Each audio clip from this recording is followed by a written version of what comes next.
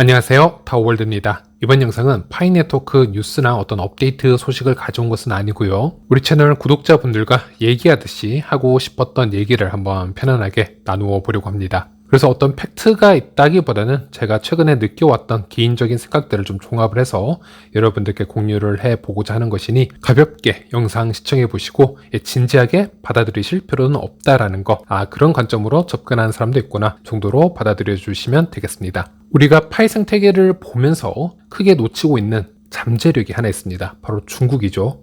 그리고 최근 있었던 이 AMA 회의가 있었죠. 코어팀이랑 모두와의 비공개 회의가 있었는데 여기에 대해서도 잠시 언급을 해드릴 거고, 그리고 마지막으로 현재 파이 생태계에서 최고의 고래 지갑으로 손꼽히는 이 텔톡, 이 지갑에 대해서도 얘기를 해볼 텐데요. 저는 이 세 가지가 모두 연결고리가 있다라고 생각을 합니다. 그래서 이 세 가지를 통해서 한번 이야기를 풀어보려고 합니다. 여러분, 크립토 세계에서 가장 영향력이 큰 국가 또는 비트코인 가격을 상승시키는 데 있어서 가장 중요한 역할을 하는 국가가 어디라고 생각을 하십니까? 바로 중국입니다. 여기 기사글만 보더라도 충분히 설명이 될 거라고 생각을 하는데요. 2009년 세상에 등장한 비트코인은 이후 2014년까지 약 $100 내외의 가격을 유지하였고 거래량 또한 많지 않았다. 일부 엔지니어들의 장난감으로 여겨지던 비트코인이 폭등하기 시작한 건 2013년 중국인들이 비트코인을 구입하기 시작하면서부터이다. 그러자 비트코인 위안화 거래 비중은 2014년에 90%까지 뛰어 올랐다. 중국인들의 매수세가 이어지면서 비트코인 가격은 2013년 10월 $120에서 같은 해 11월 $1149까지 10배 이상 치솟아 올랐다. 이 당시 중국인들이 비트코인 매수에 나선 것은 이 시진핑 중국 주석이 주도한 반부패 운동의 영향으로 풀이가 된다. 2013년 5월 당 군중 노선 교육실천활동 공작회의에서 형식주의, 관료주의, 향락주의, 사치, 풍조를 당 기풍의 4대 문제로 규정한 이 시진핑 주석은 고위 공직자들에 대한 대대적인 사정 종국을 조성했다. 부정부패에 연루된 고위 공직자와 부호들은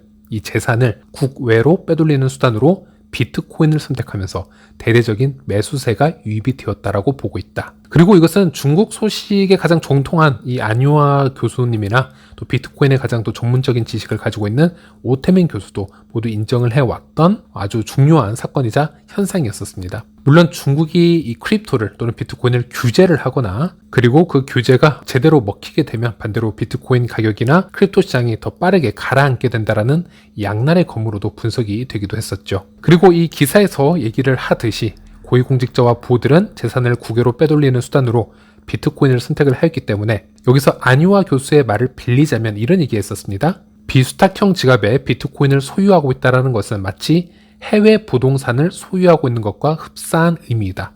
즉 중국 정부에 힘이 닿지 않는 그런 자산이기 때문에 부호들은 이 비트코인을 상당히 좋아할 수밖에 없다라는 얘기를 했었고, 그런데 비트코인의 이 쓰임새라는 게 아직은 그렇게 세계 여러 곳에 이렇게 유틸리티가 발달되어 있지는 않습니다. 만약 이 비트코인이 현금화가 되어야 한다면 결국 어떤 거래소에 의해서 현금화가 되는 것이 보통적인 일이고요. 그런데 거래소는 중앙화가 되어 있기 때문에 언제든 규제가 되거나 그 지갑이 동결이 되거나 또 현금화 추적이 가능한 그런 흔적을 남기게 되는 또 딜레마를 가질 수 있습니다. 그래서 만약에 그런 중국의 부호들에게 비상시에 정말 큰 규제가 오더라도 또 현금화가 따로 필요 없이 다른 자산으로 바로 바꿔질 수 있는 코인이 있다면, 거래소를 거치지 않아도 여기저기에 거래가 가능한 코인이 있다면 그러한 중국의 부호들에게도 더 다양한 옵션이 제공이 될 수 있겠습니다. 물론 비트코인 외에도 그런 코인이 그런 부호들에게 사용이 될 수 있으려면 아주 강력한 역사성을 가지면서 몇 주기 동안 가격이 무너지지 않는다라는 신뢰를 보장할 수 있어야 되고, 또 어느 정도의 탈중앙성을 가지면서 그래서 쉽게 동결이 되지 않거나 규제당하지 않는 그런 신뢰도도 보여주어야 그때야 가능한 얘기가 되겠습니다만, 어쨌든 중국은 비트코인뿐만이 아니고 이 크립토 시장에 너무나도 큰 영향을 미치는 국가 중 하나인 것은 분명합니다. 자, 그런데 한번 파이 네트워크 얘기로 넘어와 보겠습니다. 우리가 X나 이런 텔레그램, 어떤 디스코드를 보면 이 중국의 생태계가 파이 네트워크에서 엄청난 영향력을 행사하고 있는 거 다들 봐오셨을 겁니다. 중국 특유의 이 커뮤니티, 이 단합력도 보이고 있고요. 가끔은 이 정도의 커뮤니티, 이 정도의 광기면 정말 비상식적이다라고 할 정도의 그런 열성을 보여주는 곳이 바로 이 중국 커뮤니티인데요. 제가 정말 아이러니한 부분 한 가지를 알려드리자면, 중국은 현재 폐쇄형 메인넷 단계에서 거의 모든 파이오니어가 마이그레이션이 되어 있지 않은 상태입니다. 많은 분들이 생각을 하시기를 중국의 KYC는 다른 곳과 좀 다른 시스템으로 운영이 되고 있기 때문에 조금 늦어지고 있거나 서서히 되어지고 있거나 그래서 마이그레이션도 어느 정도 부분적으로 진행 중이지 않겠냐라고 생각을 하실 수 있겠지만 중국에서는 우리가 생각하고 있는 것보다 더 많은 비중, 거의 모든 파이오니어가 마이그레이션을 받지 못했다라는 게 지금 팩트이고요. KYC 통과 비율도 지금 매우 낮은 상태라고 밝혀져 있습니다. 예를 들어 제가 파이 개발자들과 얘기를 많이 해보면요. 중국 출신 개발자도 상당히 많았는데 그 개발자들이 이상하게도 공통적으로 마이그레이션을 받지 못한 것을 제가 확인을 할 수 있었습니다. 그래서 최근에도 좀 가볍게 X를 통해서 제가 중국 커뮤니티에게 질문을 던져보았는데요. 중국 커뮤니티에는 현재 KYC나 마이그레이션 통과율은 어느 정도로 지금 진행이 되고 있고 그런 거에 대한 지금 답변을 한번 제가 듣고 싶어서 글을 써보았고 돌아온 답변으로는 거의 마이그레이션이 되지 않았다.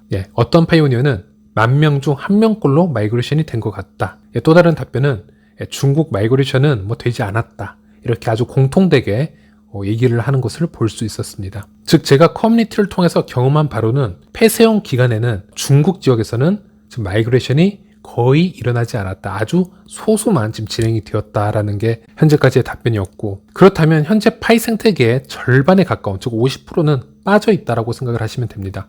중국인들 중에서도 메인넷 지갑 가진 사람들이 소수는 있겠죠. 그런 사람들로 인해서 X나 디스코드나 텔레그램에서 이런 생태계를 보여주고 있고 어떤 파이 스토어를 얘기를 하고 어떤 GCB 같은 거래를 하고는 있겠지만 분명 큰 한계는 있을 겁니다. 아주 소수이기 때문에. 그래서 대부분의 파이오니어가 그냥 미래를 위한 커뮤니티 홍보 활동만 하고 있다는 게 맞겠습니다. 왜 KYC와 마이그레이션이 중국 지역에서 특히 늦어지는지는 저도 정확하게는 알 수 없습니다만 예전에 KYC 시스템이 보편적인 국가와는 다르게 중국 쪽에서는 좀 특수하게 진행이 되는 것은 중국에서 워낙 가계정이라든지 KYC 우회 방법을 중국 쪽에서 지속적으로 개발을 했었기 때문에 그에 대한 반작용 시스템이라고 보시면 되겠고 또 다른 의심을 해볼 수 있는 부분은 아무래도 중국 내에서 개인정보보호법이라든지 이런 KYC 규제와 관련이 있는 것은 아닐까 이런 추측은 해볼 수 있겠습니다. 그런데 이번 AMA 미팅에서 일단 코어팀의 청디아오가 2024년 마이그레이션과 이 KYC 통과자 수를 기준으로 현재 보여주고 있는 이 통과율의 더블을 달성할 수 있는지 거기에 질문에 상당히 긍정적으로 충분히 가능성이 있다 이렇게 자신 있게 답변을 한 적이 있었습니다. 그리고 이 답변에 대해서 여러 메가모더나 모더들, 인플루언서들이 여러 추측들을 내세웠었는데요. 왜 이렇게 창디아오가 그 얘기를 하는 화법 자체가 너무 평소보다 긍정적이고 밝았는지 등등 이런 사소한 것까지도 얘기를 좀 했었는데 우리가 뇌피셜로 서로 그냥 얘기를 해본 것 중 하나가 중국 쪽 KYC와 마이그레이션이 자연스럽게 해결이 된다면 몇백만 이상의 마이그레이션이 시작이 된다라는 얘기고 그렇다면 자연스럽게 오픈 메인넷으로 전환을 하기 위한 조건에도 한 발짝 더 다가갈 수 있는 상황이 연출이 될 수 있겠죠. 그러니 청디아오는 그래서 자신감이 있었던 건 아닐까 그런 쪽으로 저희들이 추측은 해보았습니다. 그리고 여기에 한 가지 더 첨가를 해서 이제 생각을 해볼 텐데요. 바로 현재 파이 생태계에서 압도적인 이 파이코인 물량을 가지고 있는 텔톡 메인넷 지갑입니다. 이 지갑에 있는 밸런스가 약 2,400만 파이 정도인데요. 엄청난 물량이죠. 현재는 이게 텔톡 메인넷 지갑으로 밝혀져서 그냥 텔톡 지갑이라고 부르고 있지만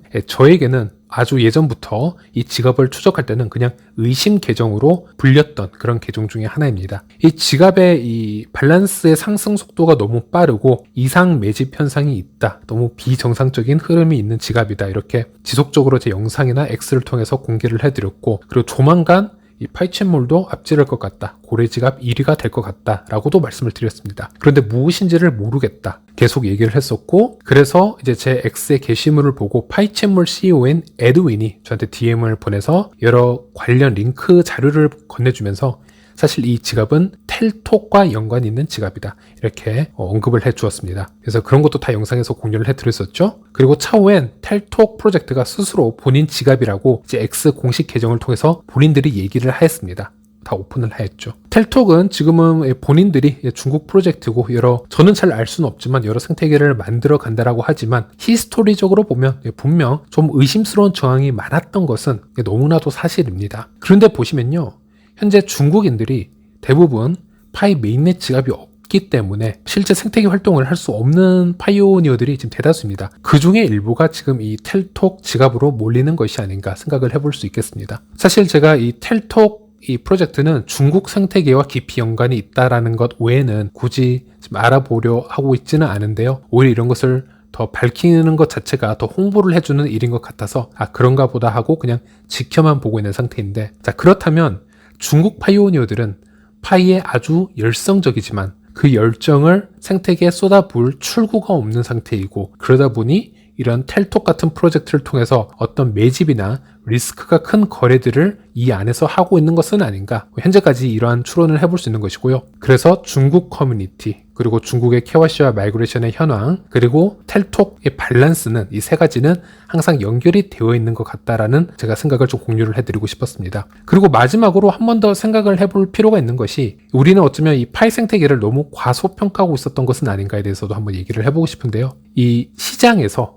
광기라는 것은 정말 상식을 뛰어넘는 현상을 만들어주기도 합니다. 우리는 단 한 번도 중국인들의 이 광기 어린 이 거래들, P2P 거래나 정말 찐 폐쇄형 메인넷 생태계들을 보지 못했던 것일지도 모릅니다. 우리가 인도네시아나 베트남이나 아프리카 국가들, 그런 국가들의 생태계 이런 자료들은 봤지만 진실로 중국 파이오니어들이 메인넷 직업으로 거래를 하는 그런 생태계는 잘 보지 못했다라는 것이고, 축구로 치자면 우리 축구팀 전력이 나름 세다, 정말 강해, 이 정도야 하면서 서로 위안을 하고 으쌰으쌰하고 있는데, 알고 보니 손흥민이란 슈퍼스타가 아직 우리 팀에 합류를 하지 않았다라는 것을 우리는 모르고 있었던 거죠. 만약 손흥민 한 명이 우리 팀에 합류를 하게 되면 단 한 명뿐이더라도 우리 팀의 전력은 2배 이상으로 다시 점핑하지 않겠습니까? 우리의 파이 생태계는 아직 그런 상태일지도 모릅니다.